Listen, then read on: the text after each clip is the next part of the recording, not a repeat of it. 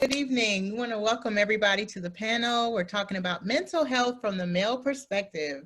So we got some guys on here tonight. We want to kind of have you introduce yourself and we'll go from there. How about you, Mr. Skinner? Can you go first?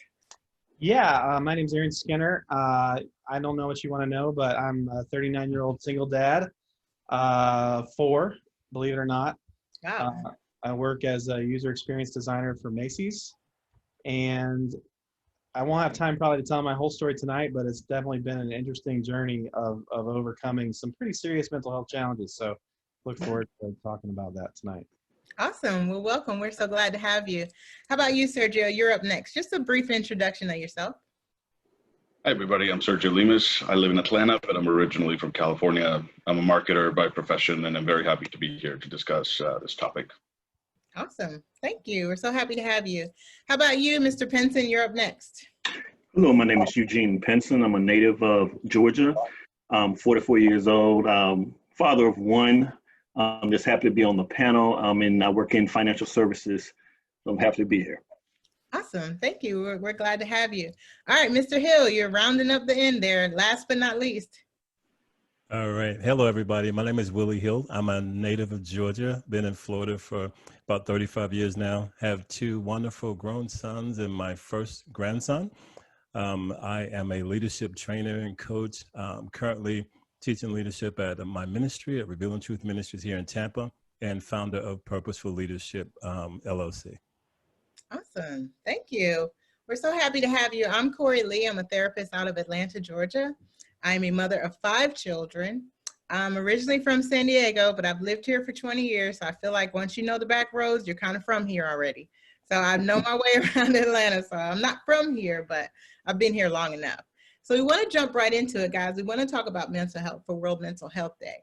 And so I want to see where you guys are just currently. We have so much going on, not just within our family systems, but of course within the world. So how about we start with you, Mr. Skinner? How are you doing right now? And where are you with mental health right now?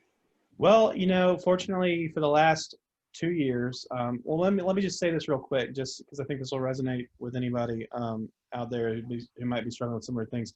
I actually am clinically diagnosed with obsessive compulsive disorder.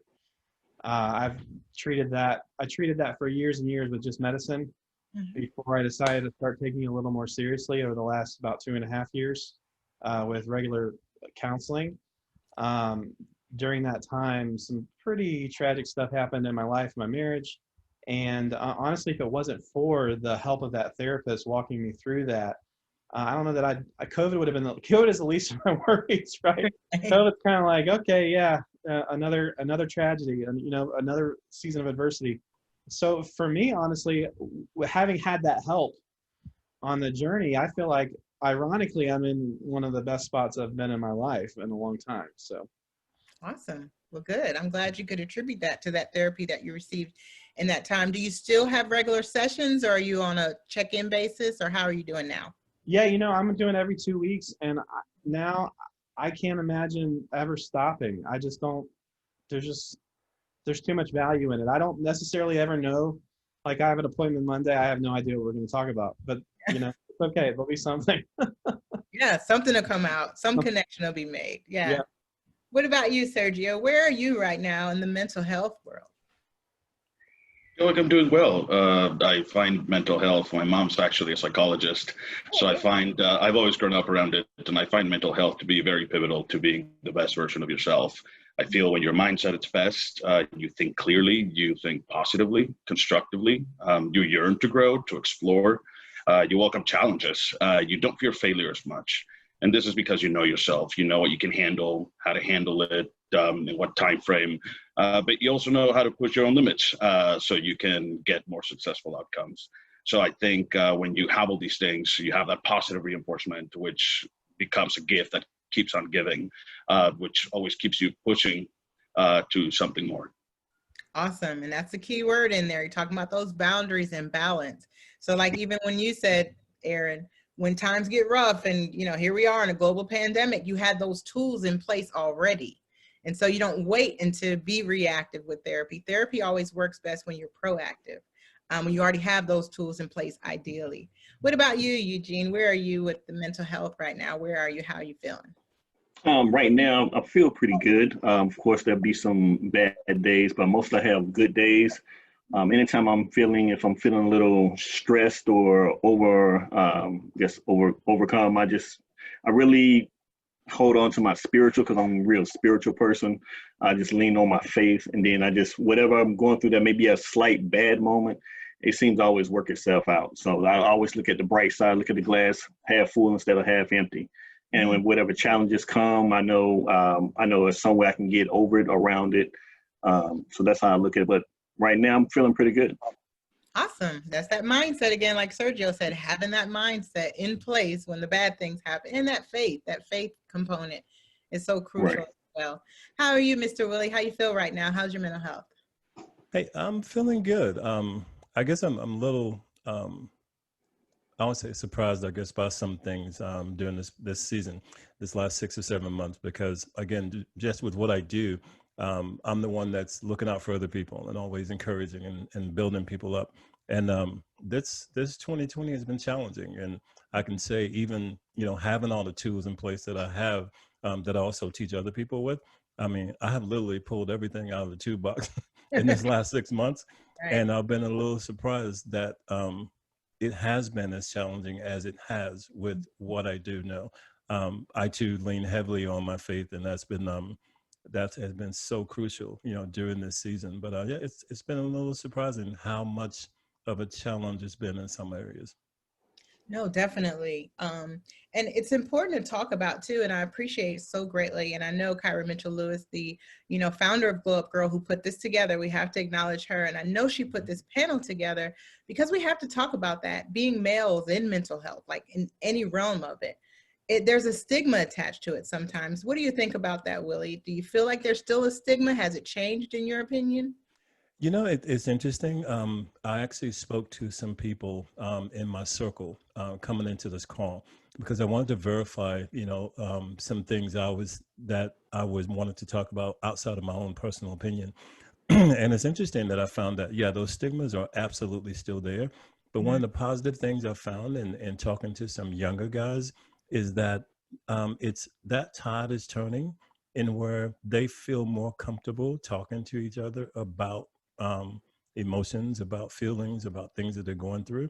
So yeah, there's a lot of stigmas for men in a lot of different areas, but that really gave me a positive to hear the younger guys be a little more communicative than I think previous generations. Yeah, and you're nodding your head too, Eugene. You agree with that? Yes. You see that shift happening? Yes, I do, because it is hard sometimes, guys, to talk about things, but even within my own circle, we talk more. We get together on Zoom calls and just try to talk things out because as Mr. Hill said, it has been a trying year, a challenging year. Yeah. But it does, when you can release some things and get things out, it helps. It feels a lot better, and more we communicate more. It's not as stigmatized as trying to hold everything in, trying to have everything on your back and just trying to be like we're Superman when we're not. Right, and that pressure, just trying to relieve that pressure because it's an unrealistic expectation to expect that you guys aren't having things going on that you want to talk about just because you're men. Like that's Right. ridiculous. What do you think, Sergio? I think it's so interesting. Your mother being a mental health professional. I always joke with my sons. My sons are the most verbal boys. Y'all would meet them and be like, they will tell you how they feel. They're using the right words. Like I am very intentional with my sons, especially even my daughters too. But how do you feel, Sergio, growing up with that mental health background? Do you feel like there's a stigma attached? Oh, for sure. And I think that's, I think Americans and in a lot of ways, the Americas in general are very obsessed with masculinity, and especially the American construct of masculinity is really around this idea of the very powerful, very envied alpha male. But I feel, it's this idea of vulnerability or needing help that is actually foreign. And to your point, I think growing up with a mental health professional and in general being Hispanic, I think we are a little bit more vocal about our feelings. But I think what it comes down to at the end of the day is really we as males just have this pride within us. And I really feel like humility, recognizing we're not always right, recognizing when we do need help, and the support of others is what really makes you strong. When we allow ourselves this inner recognition, we actually learn. We're able to diversify our perspectives, and we really grow. And growing not just in the sense of everything I just described, but you grow in confidence, but confidence without arrogance, which I think is a very important distinction. And this is, I think, one of the most powerful and enviable, actually, qualities that a man can have. Oh, yeah. Because you're talking about self-esteem, your own self-worth, and it not being contingent on the, like you said, stereotypical, I got to be tough, I got to be strong. Like, no, you have to be honest, you have to be authentic. So Absolutely. Really good distinction there. What do you think, Aaron? I know initially you said you were, really kind of just taking it upon yourself with the, obsessive compulsive disorder. A lot of times initially we don't even know what we have. Like, is this a disorder? Is this just me being very particular? And so we self-medicate in the sense of, not necessarily in a bad way, but we'll self-medicate as far as like ritualistic ways, or we all try to make sense of whatever it is we do with our habits. For you, before you reached out to get help, was it a stigma attached to it? Yeah, absolutely. And I'm a man of faith as well. So the last thing I want to do is cast any sort of negativity on the church. But in the sort of corner of the church that I grew up in a really small town in West Michigan, and proceeded to go to college at a super conservative Southern Baptist university. And at least my perception was that all these spiritually themed thoughts that I was dealing with, these doubts and moralistic obsessions, that they were really just spiritual issues, right? And that if I was truly the man of faith that I said that I was, if I truly believed what God's word said, if I was truly a Christian at all, then I should be able to overcome this through faith and through prayer and through Bible reading. And what you're doing in those scenarios is you're constantly comparing yourself to others. So you're saying, if I was just as good as so and so, then I could be as loved and accepted by God as I perceive that they are. Right. And I lived my life that way, to the extent that when I at one point after I graduated undergrad and decided to go to seminary, I ended up in such deep depression that I couldn't get out of bed in the morning. You talk about self-medicating. That's how I medicated. I just slept. Yep. And I'd sleep till 2, 3 in the afternoon, get up, go to work, waiting tables, skip all my classes, ask to be the first one to let go to go home, barely make my rent. And all of that was out of the fear of acknowledging to anyone who could help me. I talked to some pastors, I talked to some spiritual professionals, but the idea of actually pursuing professional mental health help scared me, because it felt like something that wasn't spiritual enough. It wasn't good. It was somehow a lack of faith to depend on science, right? It's that whole perceived, made up battle between faith and science. And so that's how I lived. And it wasn't until I almost lost my first job due to kind of an OCD, major OCD moment with another coworker, that they basically said, look, we have counseling service. It was at a church. They said, we have professional counseling here at the church, and we can't make you go to it, but we're basically going to tell you that if you don't, you're probably not going to be working here. And I was like, okay, I message heard. So that's what got me on the path. I think the hard thing with any sort of mental health work is that sometimes you've waited so long to get help, to overcome that stigma, that when you finally do, it feels so good. You're like, oh, I'm better. And you don't stick out. You don't do the long, hard work of really getting down deep and figuring out all the different connections like you referred to before. So yeah, stigma definitely. You imagine how it felt when they recommended that I take medicine. That was a whole other battle. Yeah. So I think it's still there to a certain extent. My church has an awesome role in the mental health world, but that's who they are professionally as a staff. You still find that from parishioner to parishioner among Christians, there's definitely, if you tell someone you have diabetes, or you tell somebody you had to go to the hospital because you had some kind of gastrointestinal trouble. Sure. then they're going to put you on a prayer list. They might call to check up on you. If you have kids, they might offer to bring them a meal. You know, you're going to get all this outpouring of support. You tell someone you're struggling with depression as a symptom of OCD, and it's like, oh, okay, I'll pray for you, kind of, you know, Yeah. but they don't know what to do with it. Yeah. So yeah, I would say it's still there. That's a lot to say, but yeah, I'd say the stigma's still there. No, it's very important. And to point out that lack of support, and people just, it's not intentional. It's not, Yeah. People don't know how to provide that support, and they don't know how to ask you, hey, how can I best support you through this? So they just shy away because there is such a stigma. I mean, that's a great point to, you know, the question is, there is a stigma. It's getting better, to Mr. Hill's point. It's getting better, but we still have a long, long way to go. Yeah. Yep. And COVID, pandemics, and all the social things we have going on are kind of shining a light on that right now. What about you, Mr. Pinson? Are you working from home right now as a result of the pandemic? And how does that affect your mental health, if so? Yes, I am. But it didn't affect me as much because I already worked from home the majority of the time. I only went into the office like once a week. Now it's just, I don't go in at all. I haven't seen the office in months. So, but it can, because you don't have that separation from home, or even from my wife, it was a barrier. So now we just together all the time. I'm just in the office all the time. Yeah. So, but it can get to you at times, but I try to do other things to help out, to just focus on different things and try to make separate rooms and just try to build a kind of like a I don't know, a utopia within the office, so to speak. Yeah, your own solitude.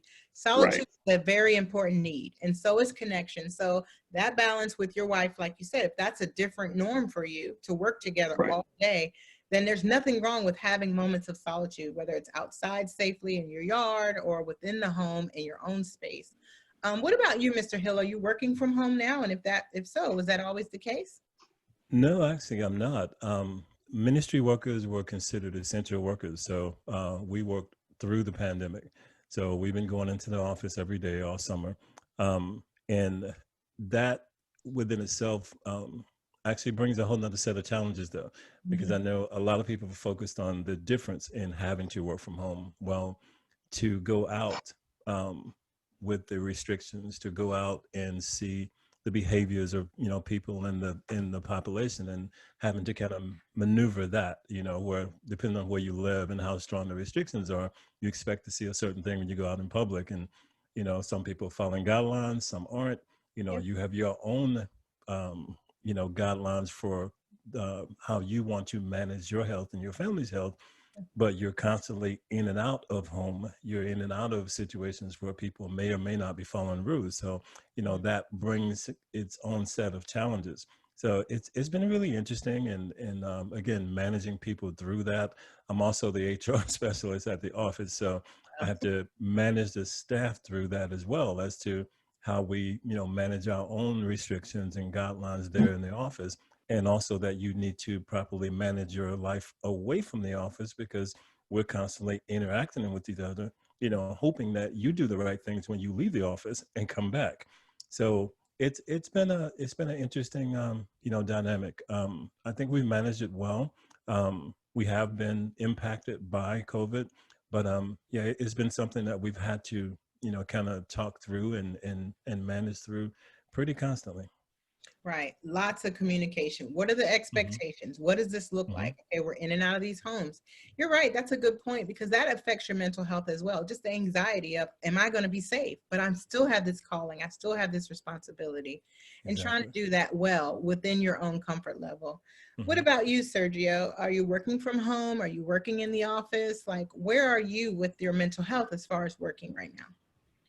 Oh man, it's been such a blessing. It's been very positive. I've been working from home since March, and I definitely think as a millennial, I honor my generation's stereotype that we really strive to live that balanced life. Work is not everything. It is what we do, and we do try to deliver, and most of the times we're trying to over-deliver, but it's not what defines us anymore, which I think can be seen maybe in some previous generations. So working from home personally, I live in Atlanta City, and I used to commute to Peachtree City, so that was an hour both ways, and sometimes coming back late. It turned into a 2+ hour commute. But having those 2 hours back in my life, I now have a very strong personal regimen of healthy eating, of exercising, and of leisure that, even though I've been in quarantine for the most part, it has made, it has added a lot of fulfillment to my life. Yeah. Yeah, sounds great. Like just the traffic alone, like that's got to reduce Yeah. your stress. Absolutely. Absolutely. Yeah. I can imagine. It's such an important part to you to point out. Okay, if I'm going to have these 2 hours, how can I be intentional and pour Exactly. into myself? How can I utilize these new 2 hours and pour into myself, my mental, my physical, my emotional health? That's really important. It's a good point to point out. What about you, Mr. Skinner? Are you working from home? Are you working in the office? And how is it affecting your mental health? So I sort of have this hybrid approach. 2.5 years ago, when I started my last job, it was a remote position to begin with. So I sort of came into COVID. It's probably part of the reason, again, there's hasn't been necessarily the dip in my mental health, but I would say after about the first 2 months, the difference between my experience working from home pre-COVID and working from home during the pandemic was all of a sudden things like trips to Target to, talk with whoever was at the cash register, or, going to church, for example. Like I found out after a couple months of online church that you can consume the content of church, but without the personal connection of church, you're really not getting the same thing out of church.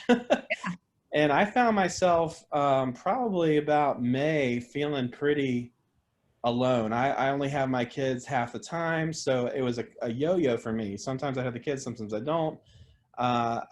All of my work, obviously like everybody else was remote. And fortunately for me, I found about June of this year, a local co-working space that was operated by a church. A friend of mine was the pastor, and the last 3 months has been a complete turnaround, because as much as I don't mind working on my own, working remotely, obviously don't miss the commute at all. Yeah. But I craved the relationships and the human connection. And the beauty of co-working spaces, if you've never experienced it, is you get all the camaraderie of the office, but nobody cares what you're working on. Right. That's true. No, everybody's working on their own stuff. So it's like, we don't have any inter office conflicts because I don't know what you do for a living. Yeah, no politics at all. Right. No, that's such an important part to point out, you guys. That social connection. Again, if solitude is a need that, Eugene, you're talking about, I got my need for solitude. Right. Connection is also a very important need. And to go without it, although we're making the best of it, it's still important to be intentional, even if it's just with family or friends, whether it's Zoom or in person, trying to keep those social human connections. It's so important and integral to your mental health. Yes, it is. Yeah, very good. So let's assume that we don't get that connection and you get kind of cranky, maybe kind of edgy, and some of the social pressures start kind of coming in, the walls are coming in. Let's talk about some coping skills. What are some coping skills you found, Mr. Hill, that have worked for you through not just the pandemic, but just anytime you feel angry or frustrated? What are some of the coping skills you put into play? Yeah, that's a great question, because I do. I mean, I not only have a bunch of coping skills, but I also try to use them to help other people. And I'll start, from the faith end. One of my favorite gospel songs is Encourage Yourself. And there's a line in that song that says, as I minister to you, I minister to myself. So quite often I'll find myself, if I'm struggling with something or I'm not feeling really good, I'll look for opportunities to pour into other people. And it really builds me up to actually encourage other people. And, they say you believe, way more of what you say than what you hear somebody else say. So often as I'm encouraging people, I do encourage myself. And so serving others always inspires me and bring me, out of potentially a bad place that I may be in. But I've also set some parameters or some things that I insist on doing. I mean, probably for the last 20 years, regardless of whether I'm from home or working from an office, I always have a routine where I leave the office space all the time, whether I eat lunch or not. I get up and leave. And so I have, parks that are in the immediate vicinity, but I have breaks where I do me time, whatever that is. It may be 45 minutes or an hour, but I always separate from my existence that day to just be me, even if it's just for an hour. So I always do that myself and recommend that to other people, because even in the course of an 8-hour day, just, the level that you go from start to finish, can really put you in a bad place by the end of the day. So I always break up my days. And then I always try to stay physically active. I'm very fortunate that right in the middle of the pandemic, there was a gym that opened up like 2 miles from my house. So I was able to join a brand new gym. But that also keeps me going. I think just physical activity really always keeps me inspired, keeps me motivated. So, I try to make sure that I guard those things regardless of what else is going on around me. I fit those in because, those things are extremely important to me. Right. And that's the word, prioritizing yourself, especially if you're the pourer of the cup. And you guys are all pourers of the cup in your own way, whether you're pouring into your children's cup or you're pouring into coworkers or family, you're pourers of the cup, and especially you, Mr. Hill, because you're teaching and you're trying to provide those tools. So who be you, how be it for me to not utilize those same tools I'm telling other people to utilize. Absolutely. So, and I think it's really important because people can benefit from your examples of coping skills, whether it's, like you said, prioritizing my time, not just men that are listening, but other people, just women in general. What are some tools you utilize, Eugene? What are some things that help you when you are feeling frustrated? As I stated before, I lean a lot on my faith, meditation, just go into my space, read the Bible. Another thing that helps me out when is you met my daughter, even just her, just being around her actually helps. If I was going through any stress or anything, I see her face and it just lightens, it just brightens me up. Yeah. And also just being able to help other people too. I try to pour more into other people. If I'm feeling down, I just try to pour more into someone may need help.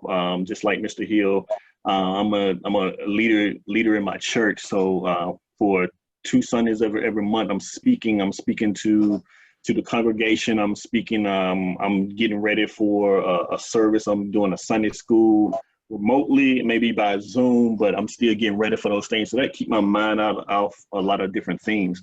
And it's helped me if I'm focusing on something else, I'm not really focusing on myself. So that helps me cope a lot. Right. Especially if that's your core value of service. It sounds like it. I hear both of you kind of mimicking that. It's a core value of this is what makes me feel good. And in the moments I don't feel good, these are my go-tos. It's important to know for you as an individual, what things make me feel good and help me recalibrate if I am frustrated. What's been working for you, Mr. Skinner? Well, OCD makes that scenario interesting because the OCD brain has a way of telling you that however you're feeling in the moment is going to last forever. Yeah. And if you don't do something about it, which is what we would call a compulsion, you're never going to get away from it. And, you over time, through exposing yourself to it and just sitting in it, you learn that that's a lie. But in the moment, man, it feels like if I'm frustrated or I'm anxious or I'm discouraged that this is going to last forever, how am I going to survive? And probably the biggest thing that I've learned over the past year, and honestly, I could credit the pandemic of forcing me into this because I didn't have always the outlet to just run and hang out with somebody and use them as my way to vocally process my feelings. The Bible refers to the coming Messiah or Jesus as the wonderful counselor. So he'll be called the wonderful counselor in the book of Isaiah. And I've heard the phrase used in a song before, but I've never considered what that meant for me personally.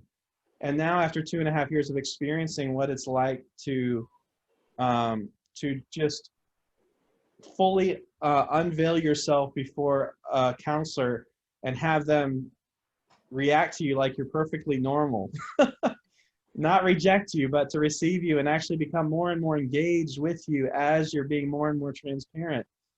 And you take that and you say, okay, if my earthly counselor who is imperfect like me can engage me that way, then how much more so than can my Heavenly Father engage me, who is perfect? He's the one, he's not just a counselor, he's the wonderful counselor. Yeah. So it's really changed the way that I approach prayer. It used to be that prayer was like the laundry list of here's what I'm struggling with, help me, here's what I need, give me, thanks for my kids, good night.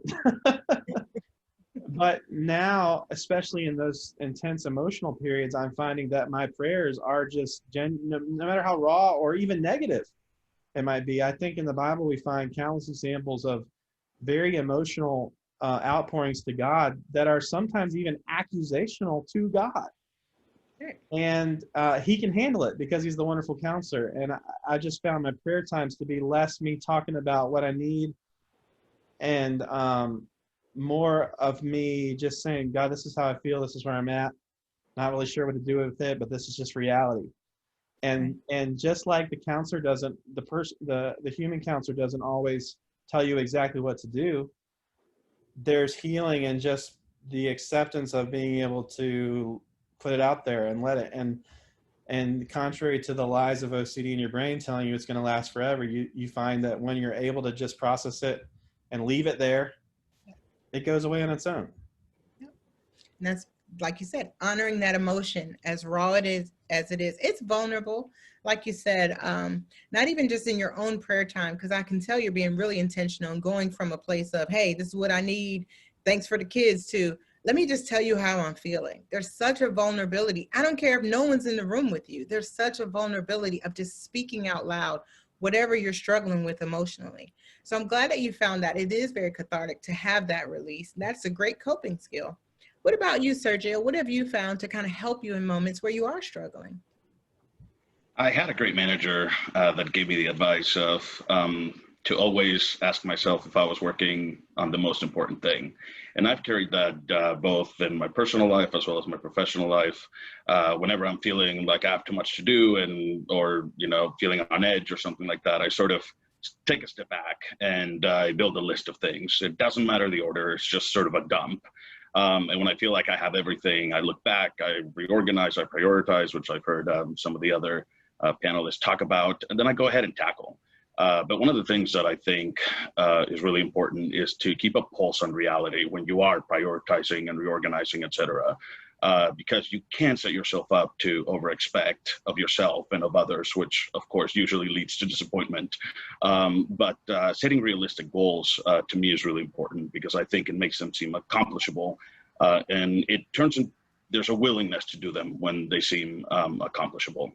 Oh, yeah. And I think when you have these mini goals and you accomplish them, once again, like I said before, you get that positive reinforcement that makes you feel empowered to accomplish even more. Yeah, no, that's exactly it. We want to set ourselves up to be successful, and to create unexpected, unrealistic expectations for ourselves is setting us up for failure. And that just starts the whole spiral of those negative thoughts and that negative self-talk. And then we do kind of go down the rabbit hole as far as getting to places of feeling depressed or feeling anxious. So being intentional, setting realistic expectations, it sounds like that's worked for you.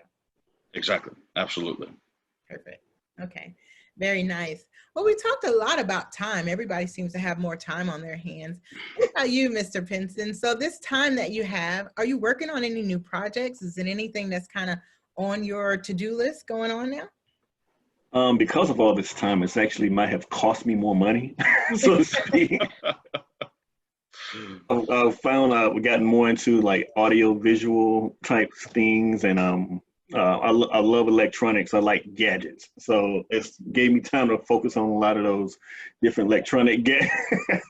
Gave me time to focus on those gadgets, those electronic gadgets to just look in depth in more things. And my wife always saying, "You're always looking at this electronically. What did you order this time?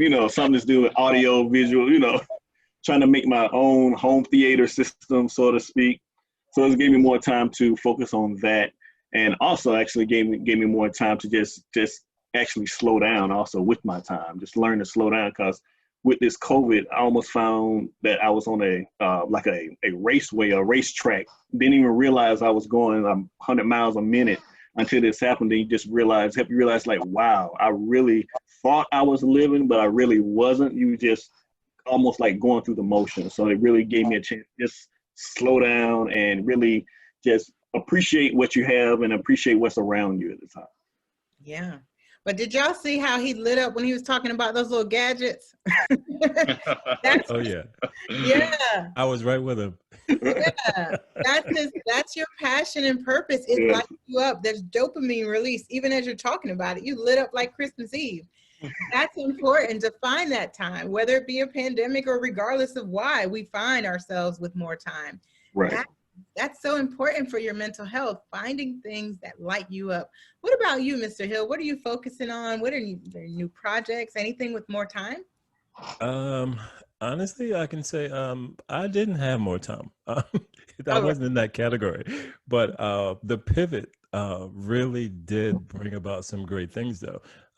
Because again, the church for church services, we had to shut down in March. So we stopped having in-person services, but we pivoted completely to online services. And we even did more things online because we wanted to keep people connected and, try to keep them engaged as well. So from that standpoint, the staff was a lot busier pivoting to make sure that we were staying connected with our congregation. And then from my personal business, from, trainings and speaking with people and coaching, all that had to pivot online. So when Eugene was talking about, gadgets and things, it's like, okay, so all this stuff that, and I know it was God preparing me in advance, but all this stuff that I was learning last year, gadget wise, technology wise, everything that I've ever put my hands on is now right here around my desk being used right now because I pivoted everything, online. And so the number of things that I could do by focusing, again, prioritizing, as the other panelists said, getting things in order. I've actually had new business projects, because of pivoting online, I've gained some new coaching clients. So it's really been one of those things where it's been energizing in a way. Definitely have had no time lapses whatsoever. But prioritization, like you said, has really become a key to make sure that, I'm not, I guess, spelling myself too much or running too thin. But it's been rather exciting. And, again, I've been training people the same way. Take advantage of this time. A lot of new things were learned because you had time. Some new things were learned because you were forced to. And either way, they're good things, guard those gains and make sure that you continue those things and keep them moving. So, I'm excited about everything that took place and everything that's set up for the future. And that's what I try to encourage other people to do. yeah, brilliant. Isn't it ironic how things are, like you said, it's by the faith of God. He already knew what you needed to know, so he had you already, Absolutely. your steps were already ordered. Yeah, because last year, I mean, the whole second half of last year, as I was trying to plan for the new year with presentations and trainings and things, God told me to focus on the infrastructure. And I'm like, okay. And he was like, learn the back end. And just off of all those things, that's what I spent the last 6 months doing. So as I planned all these speaking engagements and, in 2020, and of course, they all got canceled, but all of this knowledge on this back end now is what I use on a daily basis. So yeah, God is good. Yeah, that pivot, that Hmm. P word's been very crucial for a lot of people. What about you, Absolutely. Sergio? We're talking about maintaining focus on things that are within your passion and purpose. Have you found something you're able to do? Yeah, I'm actually very passionate about issues of poverty, education, and social development. And I wanted to volunteer for a nonprofit organization for the longest time, but due to the lack of time, I was never really able to get to it aside from monetary donations. But I actually started volunteering at St. Vincent de Paul, their resale store in Atlanta. And every weekend I'm doing something new around the place. And one thing that I've really taken away from that experience is just the excellent quality of donations that the store receives. And we've talked about God, so thinking about the Bible and one of the 10 commandments, so one of the main 10 commandments, which is love one another as I have loved you. There was no better way to me to respect the dignity of your brother and sister than to donate something that someone who truly needs can actually wear with pride. So it's been a very eye-opening and humbling experience. Oh, yeah. Oh, sure. Right. I mean, just to be in that space, because it's one of those things we always say we want to do, but you're right. Now you have the time to do it. So great. That's at the Exactly. core root of service for you too. It makes you feel valuable, and it's a win-win because you're giving up your time. Sure. Correct. And experiencing something on your own, which is so different than actually, reading about it or asking somebody questions about. Now you have direct associations and experiences that you can contribute to directly. Okay. No, definitely. I'm glad you pointed that out. These are all great examples of ways that you're maintaining focus and utilizing time, or like Mr. Hill said, pivoting the time that you already had, trying to pour back into yourself or into other people to kind of maintain focus at this time. What about you, Mr. Skinner? Is there something that you're focusing on outside of work that kind of pours into you? I love how you emphasize outside of work, because coming into the pandemic, I didn't feel like a workaholic, but my financial needs and obligations to my former spouse were so significant. My life was work. Somebody asked me, hey, what are your hobbies? I don't know, work. Like, I do my day job, then I have my side business, and then I have my part-time job. So yeah, my hobby is work. And when the pandemic came, what I didn't expect to happen was that people stopped hiring freelancers. So while I was fortunate to still have my main job, my side work completely dried up for about 2 months. And that was a blessing in disguise for me, because again, I didn't have any hobbies. And I don't know that you can be mentally healthy without having hobbies. I think you need diversions. You need to do things that someone's not telling you to do, that someone couldn't fire you if you fail at, things like that. And so I did 3 things that I can really point out. As I started cooking a lot more at home, started experimenting with different barbecue recipes. Cooking barbecue, you have to have time, right? And the restaurants weren't open, so I wasn't eating out as much. I used to play music a lot, so I picked the guitar back up and started playing and wrote a couple songs. And then I had realized that I had stopped learning, that I was efficient at my job and I was good at my job, but I wasn't necessarily getting any better, expanding my skills. So I actually completed a certificate course at the University of Virginia online. Again, I wouldn't have been able to do any of this stuff if life had continued as normal. Yeah, well, good for you. I mean, how would you know unless it sounds like trial and error worked? Yeah. That is so important. In one of the first sessions that I have with new clients, that's one of the first exercises we do. Happy, fun, and bills. I say, tell me 5 things that make you happy. Tell me 5 things you do for fun. They always struggle. But when I say name 5 bills that you pay, it's like this. Right away. And we got to get that balance. We have to have that balance. You should know what makes you happy intrinsically, joyful. It's not just for kids. We need it too. Fun is a need. Play is a need. So I love that you found cooking, and you're right. Barbecuing takes patience. So we all know where we're going. We're going over to Mr. Skinner's house because he's over Yeah. Next panel's on me, guys. Very good. And I'm glad that you could find that. In the midst of everything going on, let's talk a little bit about gratitude, because it's very easy to kind of focus on the mindset of Black, what we don't have in this moment. It sounds like you guys are doing a really good job at balancing and maintaining what you do have, or a mindset of abundance. Let's go around the panel. We'll start with you, Mr. Hill, and just tell me 3 things you're grateful for. Oh, 3 things that I'm grateful for. Again, I think I always put God first. So just I did a quick message today where I took my lunch break and I went over to a park that's very near me. And I go there because I can just look around nature and be reminded that God is always here. I just look at a beautiful lake with trees around them, like, yeah, you're out there. So I'm always grateful that, I know that God never leaves me. And so regardless of what the distractions are, or, what's going on in the society, to have that peace of mind and know that, he's always got my back. I'm extremely grateful, for that. I'm very grateful for my family. I have my wife and I are in interracial marriage, and this summer has been really, it's been really challenging with a lot of the social things that have happened this year.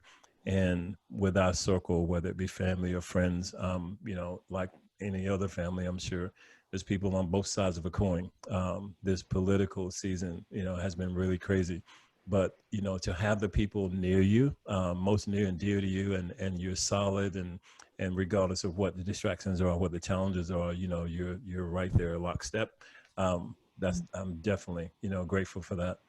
And I would say probably the things we've been able to do, from a servant standpoint, from a service standpoint, to be able to have a staff that has put so much into trying to stay connected with people and trying to keep our people encouraged during this lockdown, and even to be able to have a career where my entire focus is dedicated to helping other people.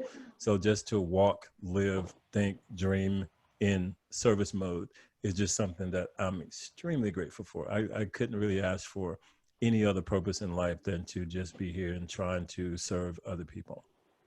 Beautiful. Yeah, very well put. What about you, Mr. Pinson? What are your 3 things you're grateful for? The first thing I'm grateful for is just having my parents giving me a spiritual foundation to pull from my parents to my grandparents. Kind of grew up in the church, so to speak. I'm also grateful for my family, just having them and my wife and my daughter. I just having them near me, and just like Mr. Hill was, being lock stock, just somebody that has your back no matter what, from my mother to even my mother-in-law to my whole family. And I'm also just grateful for, just because of this season that we're in, I'm grateful to have a job, actually.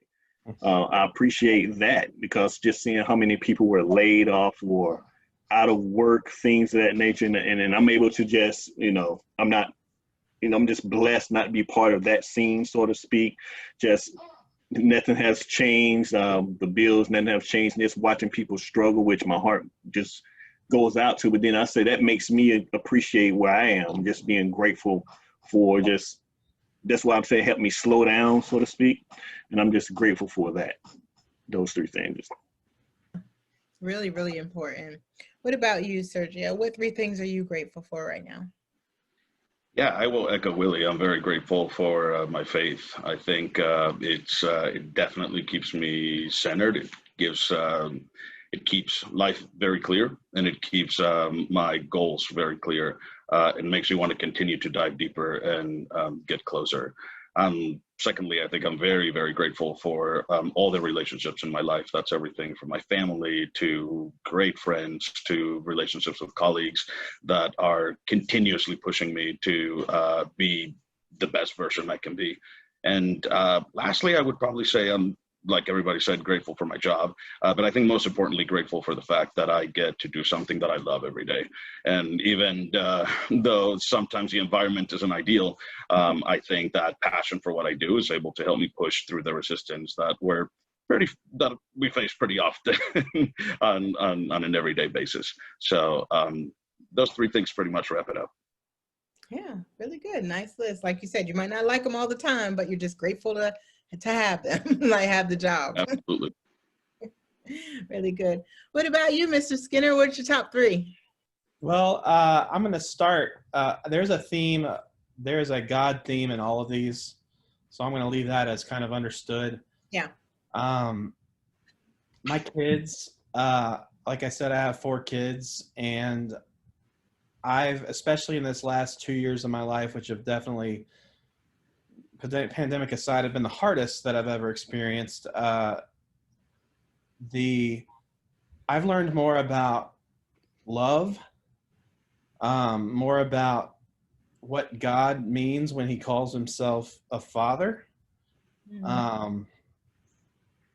what faith is when Jesus says that unless you come to me like a little child,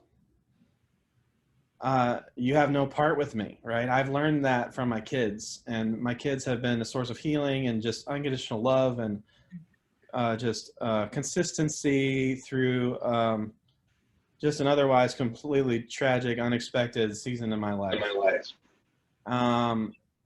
Secondly, I would say I am grateful for the legacy of men in my life that have influenced me, from my grandfather to my pastor, Johnny Hunt, to just the numerous small group leaders and mentors that I've had. I had a lot of great women in my life too, but there's something about that man-to-man connection that's just especially validating and encouraging for me, and sort of gives me that that standard that I want to take that baton and run the same kind of race that they have. And then lastly, I'm right there with you with the job thing. I mean, I didn't plan on being in the role that I'm at.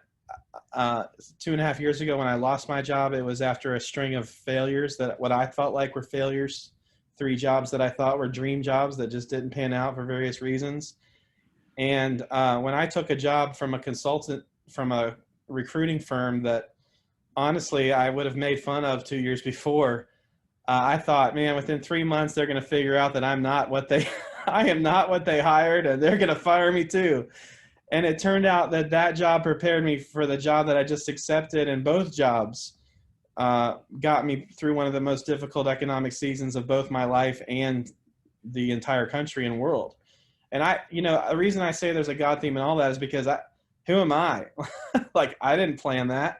I didn't pick that. I didn't put me here, but yet I'm here. And you're right, Eugene, it gives you humility and compassion for those who have not experienced the same fortune during this time, and just immense gratitude that God would have chosen to allow you to experience life the way that we are in these moments. Yeah. It's really important to point that out, not just how you express gratitude, but like you said earlier, Aaron, it's almost in the moments of anxiety or the moments of doubt, we do have this, and this is an old stigma, we have this connection to, am I not being faithful enough? Am I doubting God in this moment? And so we're talking about God, and especially mental health, because one of my favorite like hoodies right now or sweatshirts or t-shirts is, I need Jesus and therapy. So we can have both, right? So we're talking about that faith base, but utilizing the people that God put here and put us through school. Let me tell you, we go to school for a long time. I could have been a doctor. I'm just going to say it. I could have been a medical doctor. Let me specify, because we go to school so long, but utilizing people that have the training along with that. But people do struggle with that. Like, am I being faithless in this moment? Is this anxiety a reflection of me not believing in God? And no, it's not. It's just a struggle that you're going through. So having that faith base, trying to utilize gratitude, trying to have that balance and all these things. So a lot of times, like when Eugene was talking about the job, what I'm seeing a lot of in the mental health world right now is people that have the jobs are almost feeling guilty, or that survivor's remorse, that shame, or who am I to have a job? Like we're talking about, who am I? Why am I so blessed and why not them?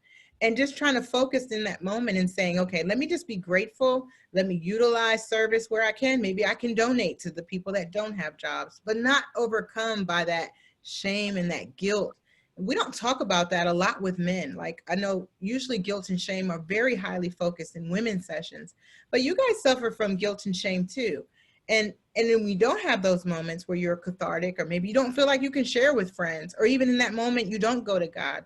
Want to talk about a little bit about what do you do in those moments where you have fear, guilt, and shame, aside from going to your faith, because we already know that's a given. What do you think, Mr. Hill? What are some things people can do when they go and they have that guilt or shame or fear as men, and they don't want to go to friends? What are some things they can do?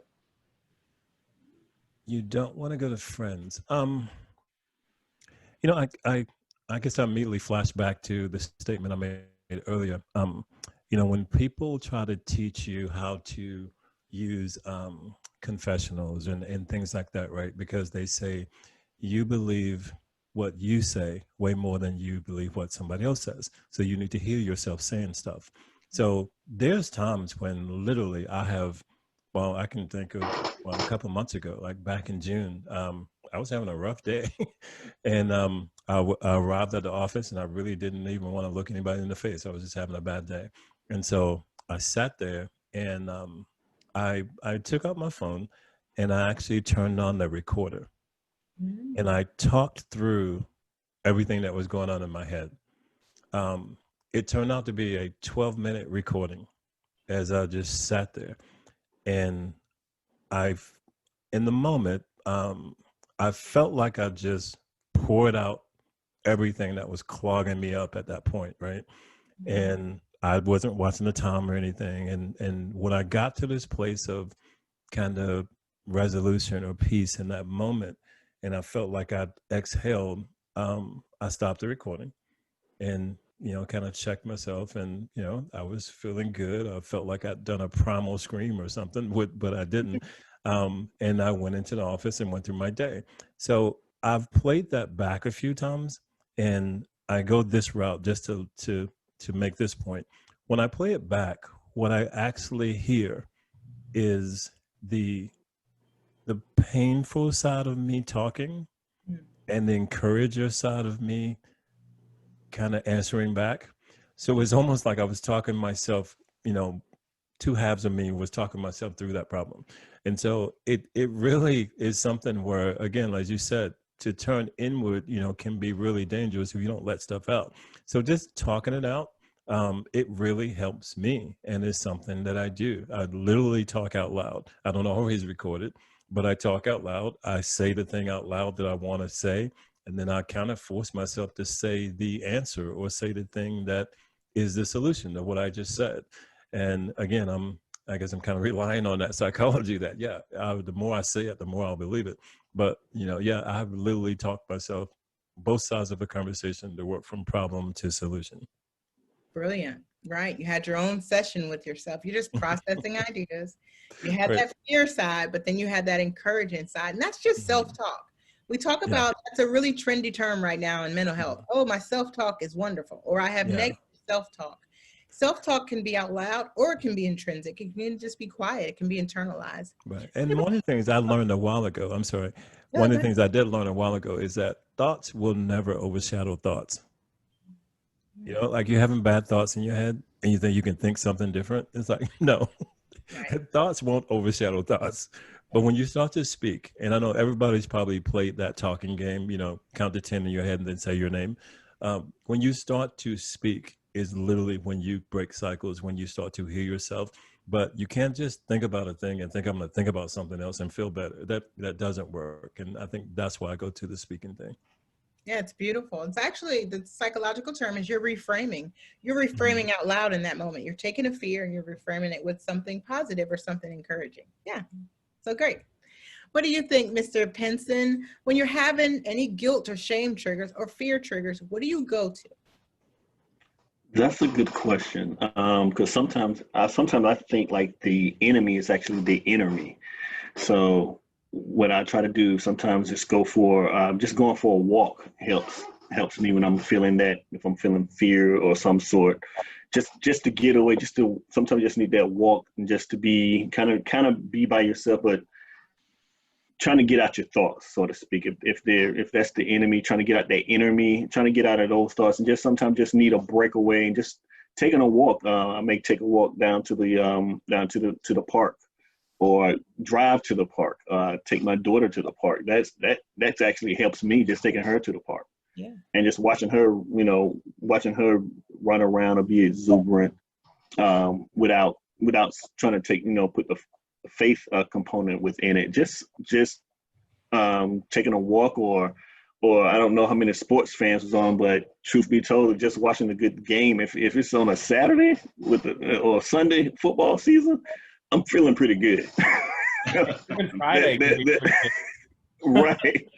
That helps a lot. And what it does is just takes me away and takes me into another world, I'm just kind of forgetting about the issues or the bad thoughts that I might have had brought into the situation. Yeah, no, I think it's really important to point out, because you guys were so very clear about, we're talking about a different framework of coping skills. And a lot of times, like when Mr. Skinner was talking about, when people are down in their darkest moments of depressive-like symptoms or anxiety, they feel ashamed to go to God in those moments. To be honest, they feel like, hey, for me to admit it to you means I feel like you're not going to be there for me. And so they don't have outlets. They don't think about the list of things that you guys are just kind of talking out loud. It gives power to people. It gives examples to people. So I appreciate you guys being vulnerable. For you, Sergio, if you're ever afraid or you're feeling guilt or shameful, what are some things that you do, or who are some people you reach out to? Yeah, I think one of the first things for me is I always try to find a solution, even for things that are pretty heavily emotional. I need a solution, and the way that I try to find a solution is by analyzing the situation pretty objectively. So usually in those kind of cases, I start asking myself, well, why am I feeling shame? And then why? And then why? And start trying to get to the root cause. Once I've gotten to the root cause, then I sort of brainstorm myself solutions, and a lot of times that introspection really releases a lot of self-realization of, oh, you knew this all along, but you just choose to continue down that path, or now you know what happens if you continue down that path again. So it's that realization and self-awareness, I think, are really important. Be able to recognize and verbalize the feelings and be able to find some solutions that can help you cope. Once, if those solutions are still not enough, then I think that's when speaking to someone more directly or being able to seek the right help is when it can help you take those feelings, those found feelings and emotions to the next level. Yeah. And you see my little therapist meter just going off over here like, wow, that's solution focused. You're talking about, let me figure out what the core root. Look, when you said core root, my eyes got all big. That's it. Right? Core root work. Yes, you can do that. I mean, honestly and ideally, we'd all have a mental health professional to go to. But in the moments when you can't, I'm talking 2 a.m, and for whatever reason, you're feeling ashamed and you don't even in that moment want to go to God, you can utilize your own tools, or at least like focus, like Mr. Hill's talking about. Let me just cathartically speak out loud. Mr. Penson's going family, or at least in those moments trying to figure out where that joy. You can always watch a game. Everything's on YouTube. It could be like 1975, Bulls champ. I don't know. There's always some sport to go to. And for you, Sergio, like you said, you don't need anyone in that moment to do that for you. Okay, let me stop. Let me be intentional. What am I feeling? What's making me feel like that? That is so powerful. And I'm so glad you could share that with people. Mr. Skinner, let's say hypothetically, it is a time where you're not in your therapy session, or in that moment, for whatever reason, you don't go to God in that moment. What are some things that you're going to? What's the go-to that other people could utilize as strength as well? Well, there's a couple things. One, I want to piggyback off of Mr. Hill. There's a couple things you said that stuck out to me, whether you're vocalizing it out loud and recording it, or vocalizing it out loud and not recording it, or in my case, a lot of times writing it down, seeing the words, seeing the thoughts versus just having them spin around in your head is critical. And it's also critical because we have a tendency to be really forgetful as humans. Yeah. So when we do experience breakthrough and we have kind of come through a valley and we're on the mountaintop and everything's going great, we can almost guarantee that we're going to end up back in the valley. And God would say this to the Israelites. In the book of Deuteronomy, he'd say, you know what's going to happen? I'm going to rescue you, and you're going to end up in this land where there's houses that you didn't build and there's farms that you didn't plant, and you're going to forget about me. And over and over and over again, that's what they would do. They'd get delivered, and they'd celebrate, and then they forget, and then they rebel, and then they get punished, and then they get delivered. And it just, that's the cycle, right? But that's us. That's me. I was in a small group, and we used to call ourselves Israelites all the time. I'm just an Israelite, because that's what we forget, and that's why we have to write it down, because that's the only way we can remember. The second thing is this, and this is to speak directly maybe to people who have experienced maybe OCD-like anxiety. OCD to me is kind of like having an angry preacher or a prosecuting attorney in your head constantly saying you're not good enough, you failed, you screwed up, and so the shame and the fear of, what if somebody knew what I really thought or how I really felt, all of that stuff can weigh really heavily, right? And the solution that I found that might surprise people is the quickest way out of the spin cycle is to stop and just agree with it. Stop resisting it for just a second. I'm not saying that deep down inside you really agree with it, but when something's saying, you're awful, you're dishonest, you're immoral, you're this, you're that, you know what? You're right. And as soon as you kind of strip it of its power by saying you're right, I am, and see, I think as Christians we have some of the freedom to do that because we know where our identity is, so we can say, you know what? You're right. I am awful, and God saved me, right? So we can say that. But I've even talked to people who didn't have the same faith that I did, and say, just try it. just try agreeing with it for a second. Stop trying to resist it. Stop trying to challenge it, and just for just a second say, you know what, you're right. I am dishonest. And it's like it loses all its power, because fear and shame and guilt a lot of times are totally based on speculation. And as soon as you just acknowledge it and stop trying to resist it or justify it or disprove it, it tends to go away. Yeah. And that important word is power. It can only repeat cognitively, or it's called ruminating. We can only ruminate on things that we give power to. So if in that moment, you know, and that works for you, you got to find what works for you. In that moment, if I strip it of all its power, it can't ruminate. My brain is going to move on to the next thing. That's just cognitively how your brain works. Yeah. It only kind of focuses on things that it's not sure of.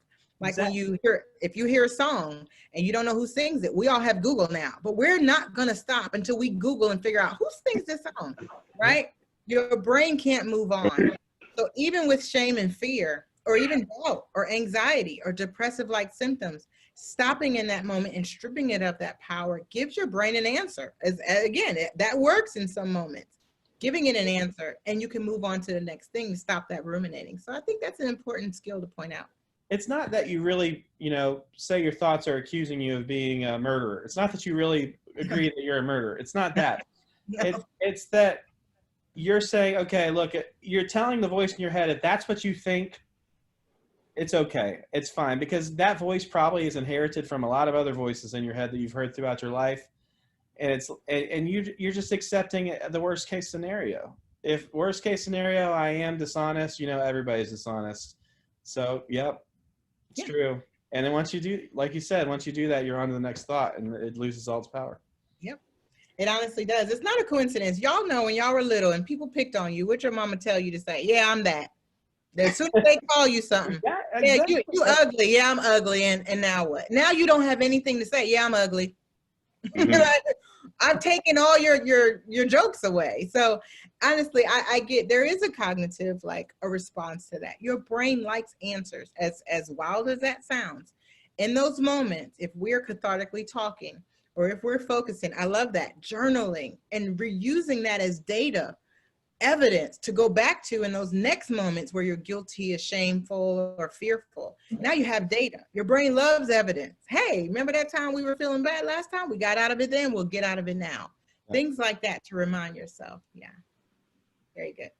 You guys have some great examples, and you've given a lot of wisdom out. I want to kind of end the panel with just any words of wisdom you have for anybody who's watching this, male or female, just anything that you would like to leave them with, some words of wisdom about mental health and when out to reach out to help, or what they can do to kind of feel better about themselves and find joy in this moment. Who would like to go first? Not all at once. How about you, Sergio? I think one of the biggest learnings I've had throughout the last few years is, then, you know, I think this is across everything, across my faith, across professional, across personal relationships, is that really you can only control yourself. And that control, as everybody has been speaking, it doesn't matter what somebody else is saying or what challenges you encounter in life. I think knowing that the outcomes are within your immediate jurisdiction, and that you can get help in order to make sure those outcomes are positive, is a very powerful state of being. Yeah, very important. Thank you, sir. What about you, Mr. Skinner? We'll just go from right to left in the little Brady Bunch boxes. Let's go. Well, I think I could sum it all up with one word, and that's just honesty. And it has two sides to it. One side is if you're struggling, if any of these emotions that have been expressed, experiences that have been expressed, if that resonates with you, maybe you don't have a name for it. Like I can call mine OCD, and that may sound fancy, and you're like, I don't know if it's that. If you're thinking right now, it's because there's something in there. And I would just say, there is no shame. There is no reason to fear being honest. I think counseling, talk therapy is more accessible today than it ever has been. You don't even have to go to an office. Just scratch the surface and find the freedom that you get of just being honest. I've shared. Oh, that wasn't me for one.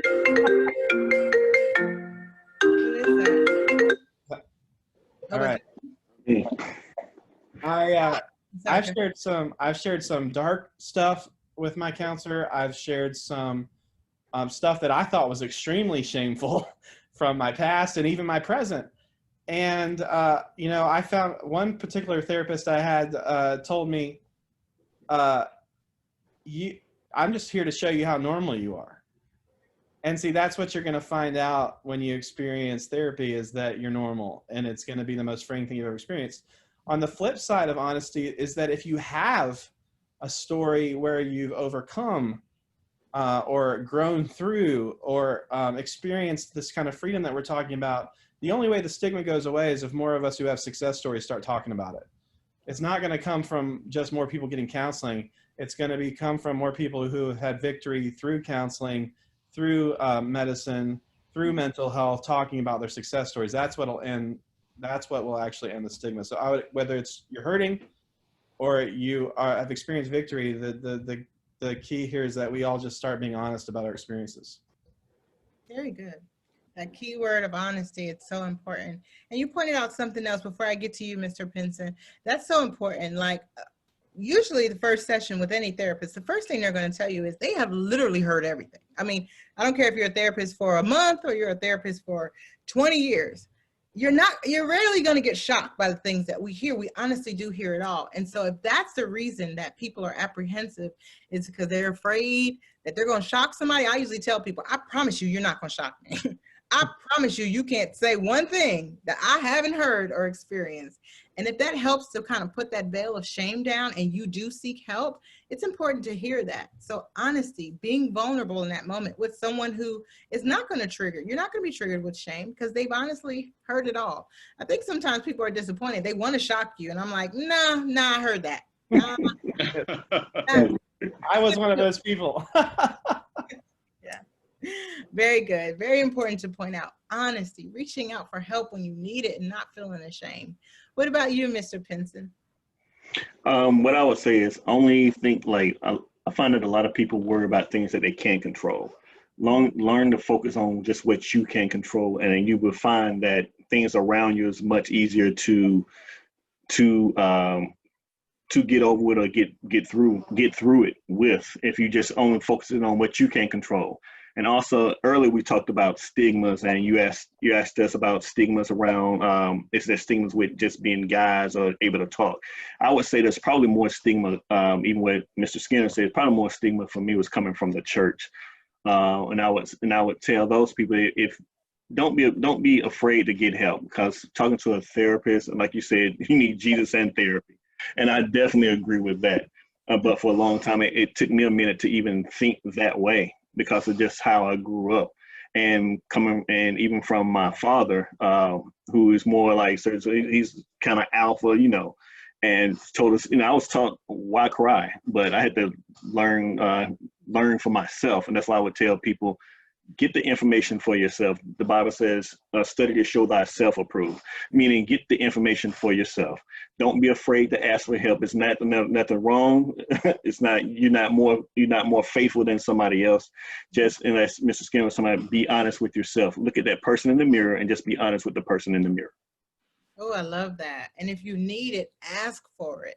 Don't be ashamed. Don't feel like it means that you're not of faith, or don't feel like it means you're going to be judged. Just if you need it, like when Mr. Skinner was saying, listen, even people that are listening to this, if they think there's something happening, your intuition and discernment tells you, I should be talking to somebody. Maybe these coping skills that I've been doing, maybe they're not working and I still need more help. That's fine. But if you don't reach out, you won't know. So good. I'm glad you could really affirm and really reiterate that too. So thank you. What about you, Mr. Hill? Well, I think I would probably want everybody to know that that you're okay. Kind of like what you were saying before. You're okay, and even you're probably doing better than you think. And I think that's where a lot of the actual transparency, that's where a lot of the inward focus, if you allow yourself to do that, is what you'll actually find out. Because again, a lot of those standards are set just by comparisons, and we live in a this social media world where you tend to see the best of everything, or what people want you to see. And it creates a lot of comparisons. It looks like everybody else is doing great but you. Everybody's happy but me. And so, why is this working for them and not working for me? And so those stigmas are brought about just by comparisons. And then, as everybody else has said, experience it on a daily basis. And I even had a conversation today with my pastor about the type of stigmas that the church has created. And, we're very deep in conversation about helping people balance that relationship, between their faith and their health and things they need to do, from somebody taking a person to a doctor and they're like, oh, you took them to the doctor. Did you not believe that God would heal them? It's like, okay, you have a false balance of information going there, but that's a very real situation. And so, I think that's very serious, in that people really come to an understanding of really kind of, what Aaron's been saying about your relationship with God and what that really means and what faith really is and how faith helps you operate in your understanding.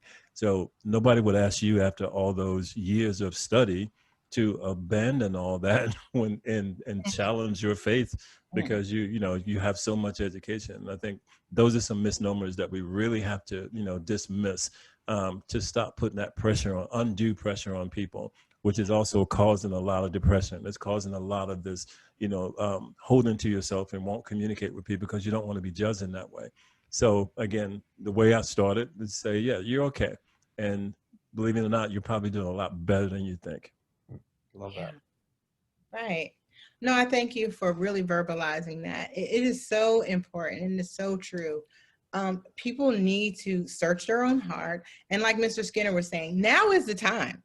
You could be virtual. You can go to Open Path. If you don't have the money, you can go to Open Path Collective. I'll make sure that we drop those links. Open Path Collective makes it where everybody has access to therapy, makes it very affordable. Sessions are $30 to $60.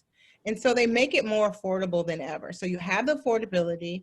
A lot of people have pro bono, like me. We have scholarships. So it could even be free. But you have that affordability is now taken away, and you have the accessibility because, like Mr. Skinner said, you could be at home in your pajamas. All I ask is that you don't just walk around in your underwear.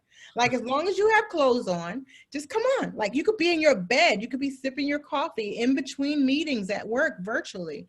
Now is the time. If you feel the need, if there's a little part of you that thinks, hey, I could benefit from therapy, reach out to somebody. It's never been an easier time to find somebody in your area. We'll drop the links for Psychology Today. We'll drop the links for Open Path Collective. You guys might have some resources you want to share as well. I really thank you. I thank Kyra Mitchell-Lewis, of course, and Glow Up Gyrl for putting this together. You guys, this is a very important conversation. I don't want to take the emphasis off of that because now more than ever, people are struggling. There's a lot of good things happening too, with people finding more time with family, but a lot of people are struggling. So I appreciate your time this evening, and I appreciate your words and your candor, and I thank you all. Thank you. Thank you very much. Thank you. All right, bye-bye.